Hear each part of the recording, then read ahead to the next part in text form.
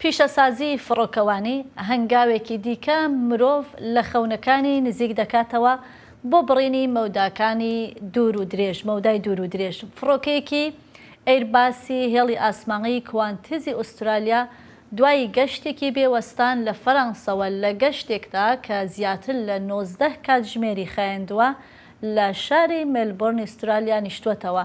بیتا مشایخی وردەکاری زیاتری لەم بارەیەوە هەیە بۆتان. بله بفراو ایرو عینی چتکی بالکیش چی بیه؟ بالافرایکی استرالیایی جرا یکم جی فرانسای راستراس فری و لآسترالیایی داکت. اف گشته ازمونی 19 دمجمیر و 13 خلاکان دوم کر. بالافر جبنگه ها اربوسی یا لباجر تولیسی فرانسای رابو و لباجر ملبورن استرالیایی داکت.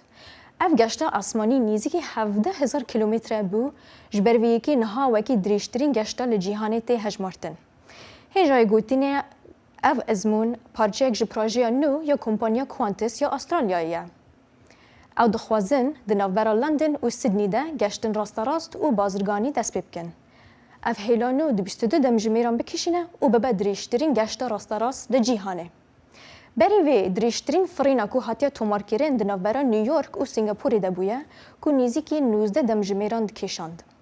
زیادتری 67,000 کسان تماشای وی گشته کردن و روایتیا وی بالافری شوپاندن و از بفکرامن بهترین کس دیوی پروژه بشوپینن.